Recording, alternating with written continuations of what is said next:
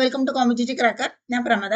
അപ്പൊ എല്ലാവരും സെറ്റിന് അപ്ലൈ ചെയ്തിരിക്കും. ഇനി നമുക്ക് 60 ദിവസം മാത്രമാണ് നമുക്ക് നമ്മുടെ മുന്നിൽ പഠിക്കാനായിട്ടുള്ളത്. അപ്പൊ പലർക്കും ഒരു സംശയം ഉണ്ടാവും, MSCയുടെ വാസ്റ്റ് ആയിട്ടുള്ള ഒരു സിലബസ് ആണ് നമ്മൾ സെറ്റിന് പ്രിപ്പയർ ചെയ്യാൻ വേണ്ടി ഉപയോഗിക്കുന്നത്. അപ്പൊ അത്രയും ഏരിയ നമുക്ക് സെറ്റിന് വേണ്ടി പഠിച്ച് ഈ 60 ദിവസത്തിനുള്ളിൽ തീരുമോ എന്നുള്ളത്. അപ്പം നമ്മൾ എപ്പോഴും സെറ്റിന് പഠിക്കുമ്പോൾ സെറ്റ് ഒരു ക്വാളിഫയിങ് എക്സാം ആണ്, സെറ്റിന് നെഗറ്റീവ് മാർക്ക് ഇല്ല. അപ്പൊ നമ്മൾ കണ്ടന്റ് കൃത്യമായി മനസ്സിലാക്കി നമ്മൾ എക്സാമിന് അപ്രോച്ച് ചെയ്യേണ്ട ഒരു രീതിയാണ് നമ്മൾ ഫോളോ ചെയ്യേണ്ടത്. അതിനുവേണ്ടി നമ്മൾ ആദ്യം ചെയ്യേണ്ടത് PYQ ബേസ് ചെയ്തിട്ടുള്ള ഒരു സ്റ്റഡി പ്ലാൻ തയ്യാറാക്കണം. അതായത് 2016 മുതൽ സെറ്റ് എക്സാമിന് കൂടുതൽ ക്വസ്റ്റ്യൻസ് ചോദിച്ച ഏരിയയ്ക്ക് കുറച്ച് കൂടുതൽ ഇമ്പോർട്ടന്റ് കൊടുത്തിട്ടുള്ള 60 ദിവസത്തെ ഒരു സ്മാർട്ട് സ്റ്റഡി പ്ലാൻ നമ്മൾ ആദ്യം തയ്യാറാക്കണം. ആ സ്റ്റഡി പ്ലാനിൽ നമ്മൾ കൃത്യമായ ഒരു ടൈം മാനേജ്മെന്റ് കൊടുത്ത് ഓരോ പോർഷനും ആ ടൈമിനുള്ളിൽ നമ്മൾ കംപ്ലീറ്റ് ചെയ്ത് റിവിഷൻ നടത്തി കൃത്യമായി പഠിച്ചു പോവുകയാണെന്നുണ്ടെങ്കിൽ 60 ദിവസം കൊണ്ട് തന്നെ നമുക്ക് സിലബസ് കംപ്ലീറ്റ് ആയി കവർ ചെയ്യാനും അതുപോലെ തന്നെ നമ്മൾ കൃത്യമായ റിവിഷൻ നടത്തുന്നത് മൂലം നമുക്ക് ആ കണ്ടന്റ് കൃത്യമായി മനസ്സിലാക്കി പോകാനും സാധിക്കും. അങ്ങനെ നമ്മൾ കൃത്യമായി ഫോളോ ചെയ്യുകയാണെന്നുണ്ടെങ്കിൽ നമുക്ക് ഒറ്റ തവണ കൊണ്ട് തന്നെ സെറ്റ് നേടാൻ സാധിക്കും. അപ്പൊ ഞാൻ നിങ്ങൾക്ക് ഇവിടെ കാണിക്കാൻ പോകുന്നത് നമ്മളുടെ 60 ദിവസത്തെ സെറ്റ് ബോട്ടണിയുടെ സ്റ്റഡി പ്ലാൻ ആണ്. അപ്പൊ നോക്കാം, നമുക്ക് ഫസ്റ്റ് വരുന്ന ഒരു യൂണിറ്റ് ആണ് മോർഫോളജി ഓഫ് ലൈഫ് ഫോംസ്. അതിൽ വരുന്നതാണ് bacteria, virus, phycology, mycology, gymnosperms, pteridophyte, bryophyte എല്ലാം. അപ്പൊ ഇവിടെ നമ്മൾ ശ്രദ്ധിക്കേണ്ട ഒരു കാര്യം, ഒരുപാട് എക്സെപ്ഷണൽ കേസുകൾ, കോമൺ നെയിംസ്, എക്സാമ്പിൾസ് എല്ലാം വരുന്ന ഒരു ചാപ്റ്റർ ആണ്. അതുപോലെ തന്നെ സെറ്റിന് കൂടുതൽ ക്വസ്റ്റ്യൻസ് ചോദിക്കുന്ന ഒരു ഏരിയയും കൂടിയാണ് യൂണിറ്റ് 1 എന്നുള്ളത്. അപ്പൊ യൂണിറ്റ് 1ന് അതിൻ്റെതായിട്ട് നമ്മൾ ഓരോ പോർഷനും പഠിക്കുമ്പം കൃത്യമായിട്ട് ടൈം മാനേജ്മെന്റ് വേണം. അതുപോലെ തന്നെ തൊട്ടടുത്ത ദിവസം നമ്മൾ മുന്നേ പഠിച്ച കാര്യം റിവൈസ് ചെയ്തിട്ട് വേണം അടുത്ത ദിവസത്തെ പോർഷൻ പഠിക്കാൻ. കാരണം അങ്ങനെ ആകുമ്പോഴാണ് നമുക്ക് ആ എക്സാമ്പിൾസ് എല്ലാം കൃത്യമായി മനസ്സിലാക്കി പഠിക്കാൻ പറ്റുള്ളൂ. അപ്പൊ നമ്മൾ ഓരോ ദിവസത്തെ പോർഷൻ കഴിഞ്ഞ് ഒരു കൃത്യമായ ഇടവേളകളിൽ റിവിഷൻ നടത്തണം. റിവിഷൻ നടത്തുന്ന സമയത്ത് ചില ഏരിയ നമ്മൾ മറന്നു പോയിട്ടുണ്ടാവാം. അപ്പൊ അതിന് നമ്മൾ വീണ്ടും ഒന്നുകൂടെ പഠിച്ച് മനസ്സിലാക്കി എന്നിട്ട് വേണം നമ്മൾ അടുത്ത പോർഷനിലേക്ക് പോകാം. അപ്പൊ നോക്കാം, നമ്മളിപ്പോ യൂണിറ്റ് 1 ആണ് നോക്കുന്നത് അല്ലെ.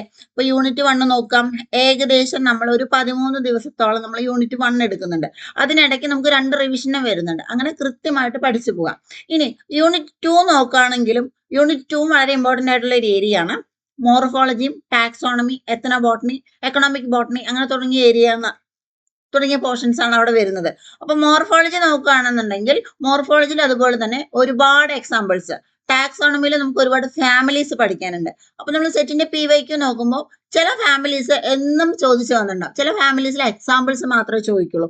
ഇപ്പൊ ഫോർ എക്സാമ്പിൾ U4BA പോലുള്ള ഫാമിലീസ് ഒക്കെ ആണെങ്കിൽ ഫാമിലി ക്യാരക്ടേഴ്സ് ചോദിക്കും. അപ്പൊ അങ്ങനെയുള്ള യുണീക്ക് ഫാമിലീസിന്റെ ക്യാരക്ടേഴ്സ്, അപ്പൊ ഒരു ദിവസം നമ്മൾ 2 or 3 ഫാമിലി പഠിക്കാൻ പറ്റുള്ളൂ.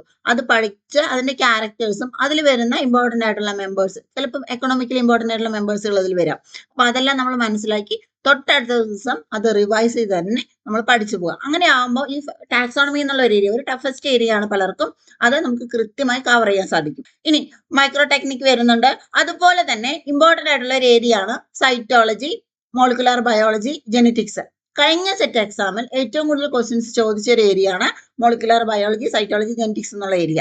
അപ്പൊ ഇത്തവണയും നമ്മൾ അതിൽ നിന്ന് കൂടുതൽ ക്വസ്റ്റ്യൻസ് എക്സ്പെക്ട് ചെയ്ത് തന്നെ പഠിക്കണം. അപ്പൊ അതിൻ്റെതായിട്ടുള്ള നമ്മളൊരു ടൈം മാനേജ്മെന്റ് കീപ്പ് ചെയ്ത് തന്നെ പഠിക്കണം. അതുപോലെ തന്നെ കൃത്യമായ റിവിഷൻ നടത്തി മനസ്സിലാക്കി ജെനറ്റിക്സ് എല്ലാം കൺസെപ്റ്റ് മനസ്സിലാക്കി തന്നെ പഠിച്ചു പോകണം. അങ്ങനെയാണെങ്കിൽ മാത്രമേ നമുക്ക് അവിടെയുള്ള മാർക്ക് സ്കോർ ചെയ്യാൻ പറ്റുള്ളൂ. നമ്മുടെ ലാസ്റ്റ് പോർഷൻ ആണ് ഇക്കോളജി, പ്ലാൻ ബ്രീഡിംഗ്.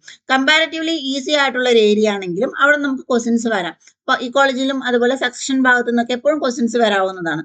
അപ്പൊ ആ പോർഷൻസും അതുപോലെ തന്നെ കൃത്യമായി മനസ്സിലാക്കി പഠിക്കുകയാണെന്നുണ്ടെങ്കിൽ നമുക്ക് 60 ദിവസം കൊണ്ട് നമുക്ക് സിലബസ് കംപ്ലീറ്റ് ആയിട്ട് കവർ ചെയ്യാനും അതുപോലെ തന്നെ കൃത്യമായി റിവൈസ് ചെയ്ത് നമുക്ക് ടഫായ ഏരിയനെ കൂടുതൽ ഫോക്കസ് ചെയ്തുകൊണ്ട് പഠിക്കാനും സാധിക്കും. അപ്പം കോമ്പറ്റേറ്റീവ് ക്രാക്കറിൽ പുതിയ 60 ഡേയ്സിന്റെ സ്മാർട്ട് ബാച്ച് ആരംഭിച്ചിട്ടുണ്ട്. അപ്പൊ നമ്മളുടെ ബാച്ചിന്റെ പ്രത്യേകത നമ്മൾ മുന്നേ പറഞ്ഞതുപോലെ തന്നെയാണ്, 60 ദിവസം കൊണ്ട് സിലബസ് കംപ്ലീറ്റ് ആയിട്ട് കവർ ചെയ്യുന്ന രീതിയിലുള്ള ഒരു സ്റ്റഡി പ്ലാൻ ഫോളോ ചെയ്യുന്നതാണ്. അതുപോലെ തന്നെ കൃത്യമായിട്ടുള്ള ഒരു റിവിഷൻ ബേസ്ഡ് ആയിരിക്കും നമ്മുടെ സ്റ്റഡി സ്ട്രാറ്റജി പോകുന്നത്. അപ്പോൾ ഓരോ തവണയും പഠിക്കുന്ന കാര്യങ്ങൾ കൃത്യമായി റിവിഷൻ ചെയ്ത് റിവിഷൻ അറ്റൻഡ് ചെയ്ത് പഠിച്ചു പോവുകയാണെന്നുണ്ടെങ്കിൽ നമുക്ക് ആ ഏരിയ കംപ്ലീറ്റ് ആയിട്ടും കവർ ചെയ്യാൻ പറ്റും. ഇതിനെല്ലാം പുറമെ നിങ്ങൾക്ക് ഒരു പേഴ്സണൽ മെന്റർ സപ്പോർട്ടും അവൈലബിൾ ആണ്. അപ്പൊ നിങ്ങൾക്ക് സബ്ജക്ട് വൈസ് പഠിക്കുമ്പോൾ എന്ത് ഡൗട്ട് വരികയാണെന്നുണ്ടെങ്കിലും മെന്ററോട് ചോദിച്ച് ക്ലാരിഫൈ ചെയ്ത് ക്ലിയർ ആക്കി നിങ്ങൾക്ക് പഠിച്ചു പോകാൻ സാധിക്കും. നമ്മൾ ഓരോ പോർഷൻസ് കഴിഞ്ഞതിന് ശേഷം കൃത്യമായ റിവിഷൻ എക്സാം പ്രൊവൈഡ് ചെയ്യുന്നുണ്ട്. അപ്പോൾ റിവിഷൻ എക്സാം അറ്റൻഡ് ചെയ്യുന്നതിലൂടെ PYQ ബേസ് ചെയ്ത ക്വസ്റ്റ്യൻസ് ആയിരിക്കും. അപ്പോൾ സെറ്റ് എക്സാമിന്റെ പാറ്റേൺ എങ്ങനെയാണ് വരുന്നതെന്നും അത് കൃത്യമായി എങ്ങനെ ആൻസർ ചെയ്യാമെന്നുള്ളതും മനസ്സിലാക്കി ഓരോ തവണയും നമ്മുടെ സ്റ്റഡി ഇംപ്രൂവ് ചെയ്തുകൊണ്ട് തന്നെ നമുക്ക് ഫോളോ ചെയ്ത് പോകാൻ സാധിക്കും. അപ്പോൾ കോഴ്സിൽ ജോയിൻ ചെയ്യാനായി താഴെ കാണുന്ന നമ്പറിൽ കോൺടാക്ട് ചെയ്യുക. അപ്പോൾ ഇതുപോലുള്ള ഇൻഫോർമേറ്റീവ് വീഡിയോസിനായി ചാനൽ ഫോളോ ചെയ്യുക. താങ്ക്